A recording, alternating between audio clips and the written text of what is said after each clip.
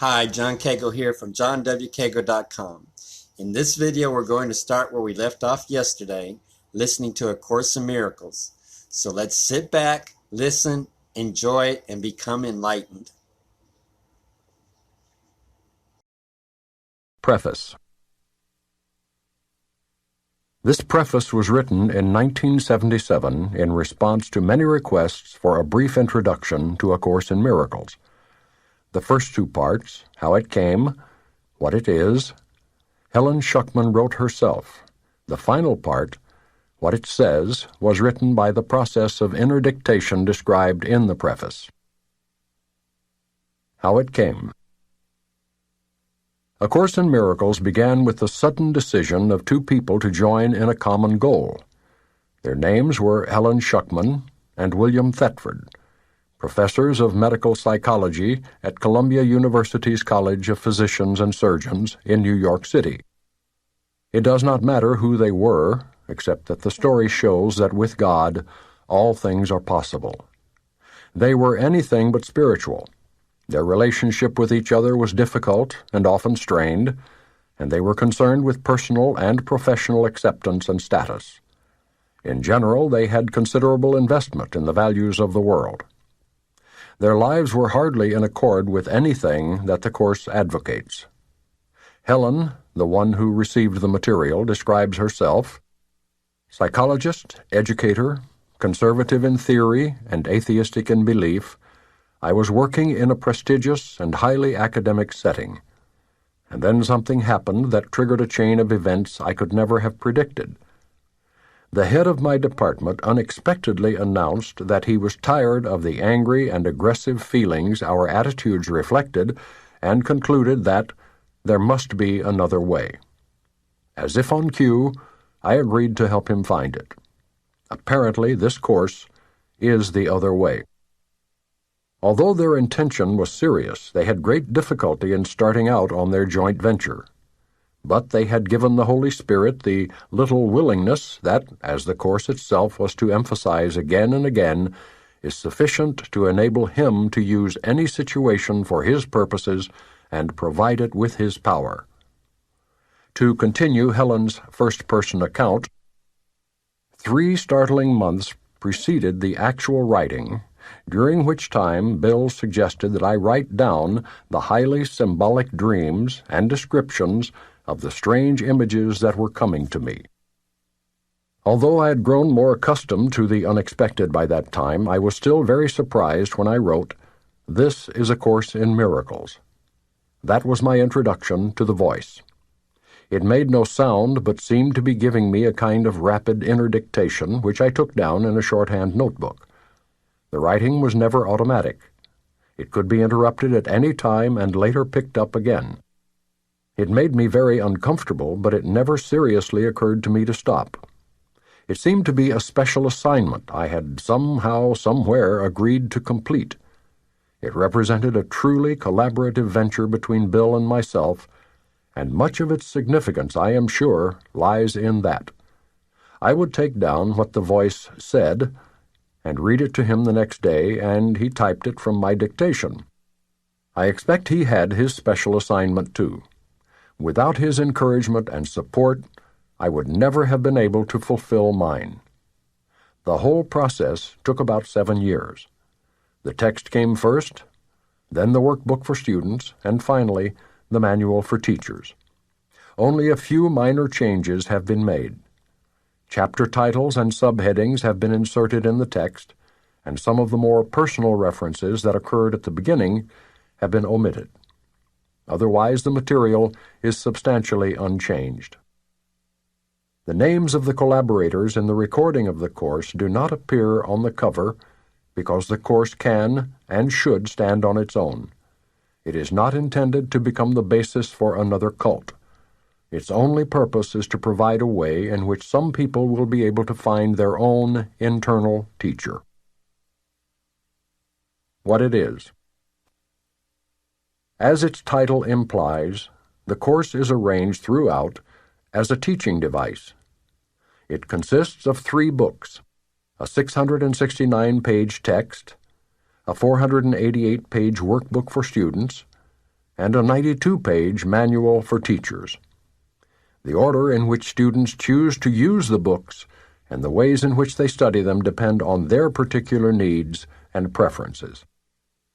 The curriculum the course proposes is carefully conceived and is explained step by step at both the theoretical and practical levels. It emphasizes application rather than theory, and experience rather than theology. It specifically states that a universal theology is impossible, but a universal experience is not only possible, but necessary. Although Christian in statement, the course deals with universal spiritual themes. It emphasizes that it is but one version of the universal curriculum. There are many others, this one differing from them only in form. They all lead to God in the end. The text is largely theoretical and sets forth the concepts on which the course's thought system is based. Its ideas contain the foundation for the workbook's lessons. Without the practical application the workbook provides, the text would remain largely a series of abstractions which would hardly suffice to bring about the thought reversal at which the course aims. The workbook includes 365 lessons, one for each day of the year. It is not necessary, however, to do the lessons at that tempo, and one might want to remain with a particularly appealing lesson for more than one day. The instructions urge only that not more than one lesson a day should be attempted. The practical nature of the workbook is underscored by the introduction to its lessons, which emphasizes experience through application rather than a prior commitment to a spiritual goal. Some of the ideas the workbook presents you will find hard to believe, and others may seem to be quite startling. This does not matter. You are merely asked to apply the ideas as you are directed to do. You are not asked to judge them at all. You are asked only to use them. It is their use that will give them meaning to you and will show you that they are true. Remember only this. You need not believe the ideas, you need not accept them, and you need not even welcome them. Some of them you may actively resist. None of this will matter or decrease their efficacy, but do not allow yourself to make exceptions in applying the ideas the workbook contains, and whatever your reactions to the ideas may be, use them. Nothing more than that is required.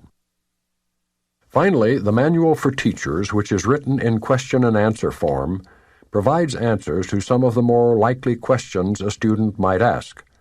It also includes a clarification of a number of the terms the course uses, explaining them within the theoretical framework of the text.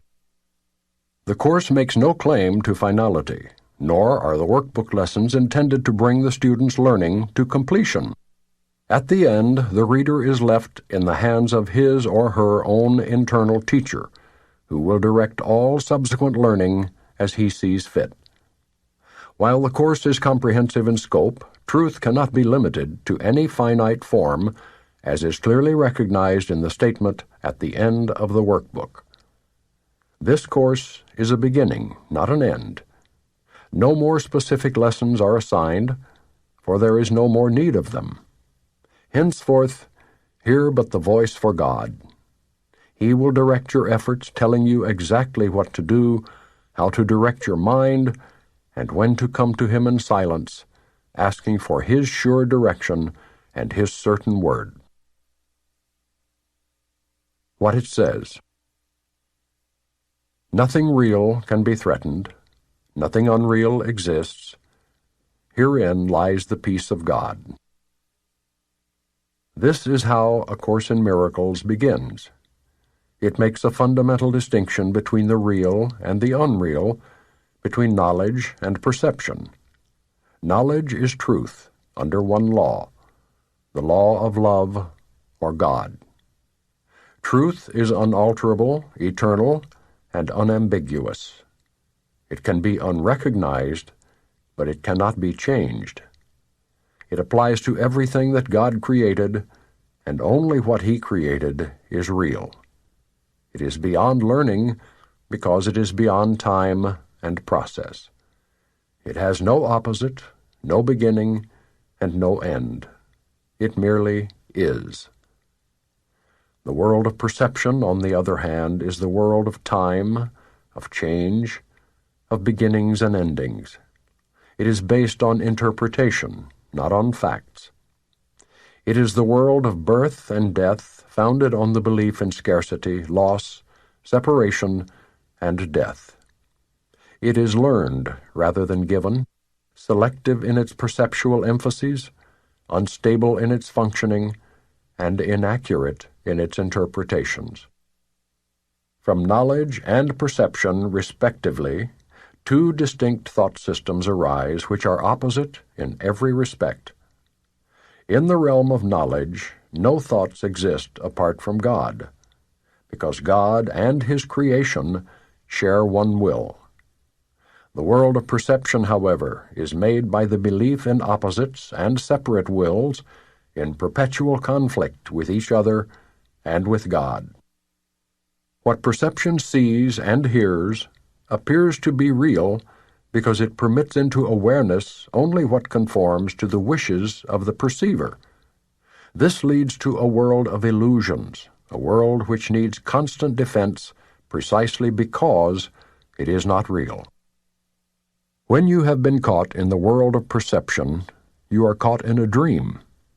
You cannot escape without help, because everything your senses show merely witnesses to the reality of the dream. God has provided the answer, the only way out, the true helper. It is the function of His voice, His Holy Spirit, to mediate between the two worlds. He can do this because, while on the one hand He knows the truth, on the other He also recognizes our illusions, but without believing in them. It is the Holy Spirit's goal to help us escape from the dream world by teaching us how to reverse our thinking and unlearn our mistakes. Forgiveness is the Holy Spirit's great learning aid in bringing this thought reversal about. However, the Course has its own definition of what forgiveness really is, just as it defines the world in its own way. The world we see merely reflects our own internal frame of reference, the dominant ideas, wishes, and emotions in our minds. Projection makes perception. We look inside first, decide the kind of world we want to see, and then project that world outside, making it the truth as we see it. We make it true by our interpretations of what it is we are seeing. If we are using perception to justify our own mistakes, our anger, our impulses to attack, our lack of love in whatever form it may take, we will see a world of evil, destruction, malice, envy, and despair. All this we must learn to forgive, not because we are being good and charitable, but because what we are seeing is not true. We have distorted the world by our twisted defenses and are therefore seeing what is not there.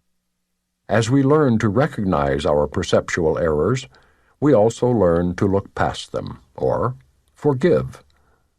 At the same time, we are forgiving ourselves, looking past our distorted self-concepts to the self that God created in us and as us. Sin is defined as lack of love. Since love is all there is, sin in the sight of the Holy Spirit is a mistake to be corrected rather than an evil to be punished.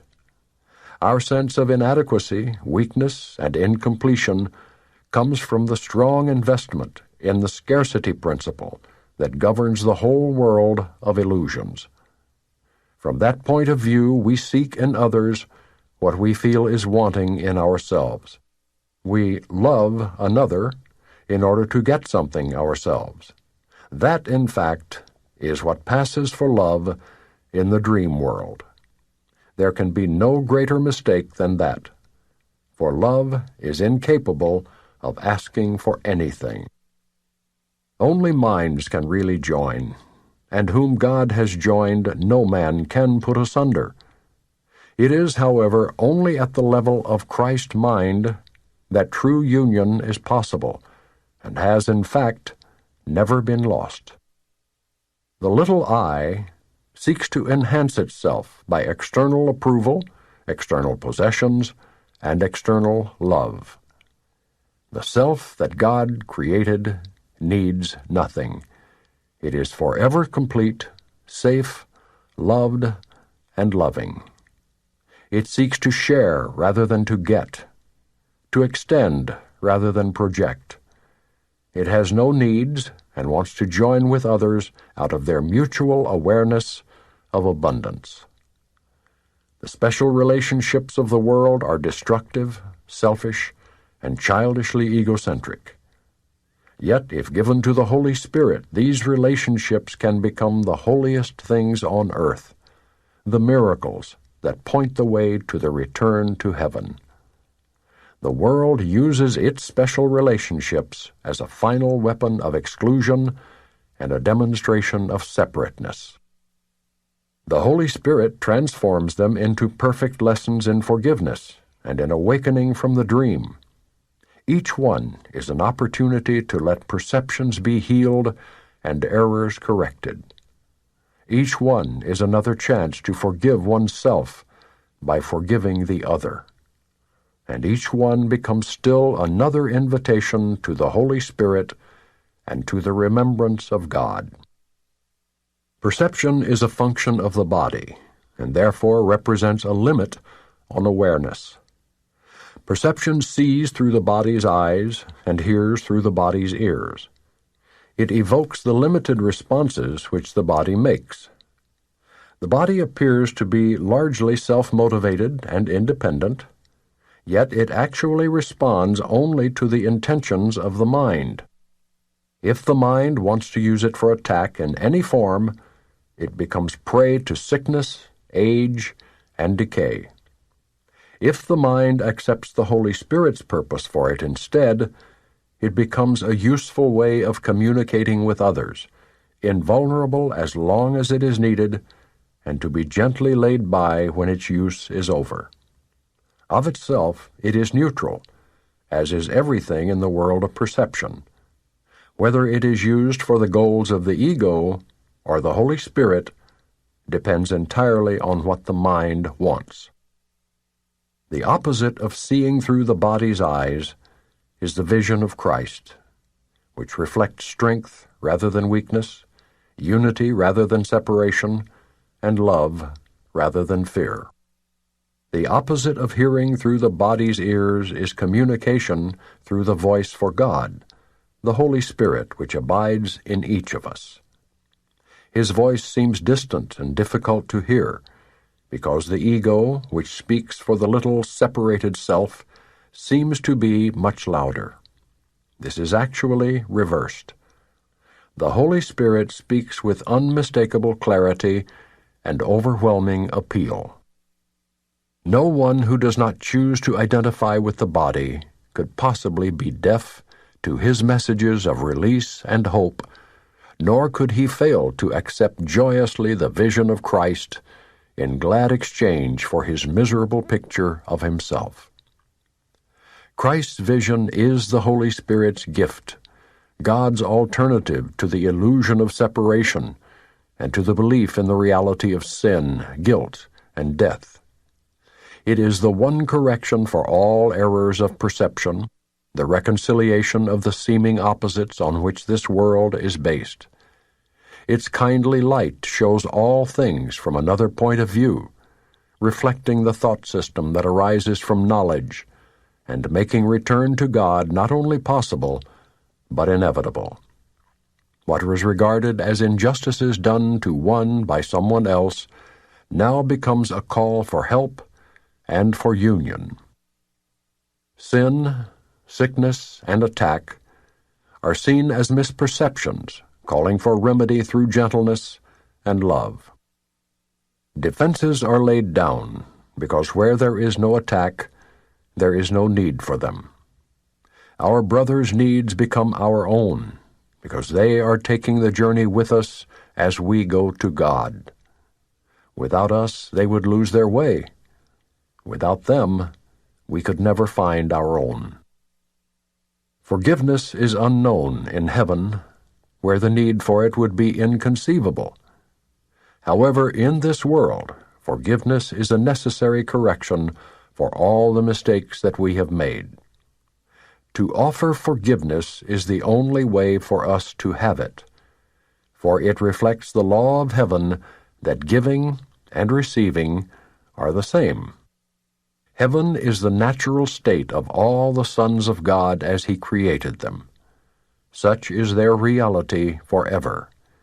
It has not changed because it has been forgotten.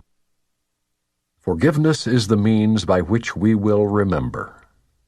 Through forgiveness, the thinking of the world is reversed. The forgiven world becomes the gate of heaven, because by its mercy we can at last forgive ourselves. Holding no one prisoner to guilt, we become free. Acknowledging Christ in all our brothers, we recognize His presence in ourselves. Forgetting all our misperceptions, and with nothing from the past to hold us back, we can remember God. Beyond this, learning cannot. Introduction. This is a course in miracles. It is a required course. Only the time you take it is voluntary. Free will does not mean that you can establish the curriculum. It means only that you can elect what you want to take at a given time. The course does not aim at teaching the meaning of love, for that is beyond what can be taught. It does aim, however, at removing the blocks to the awareness of love's presence, which is your natural inheritance. The opposite of love is fear, but what is all-encompassing can have no opposite. This course can therefore be summed up very simply in this way. Nothing real can be threatened. Nothing unreal exists. Herein lies the peace of God.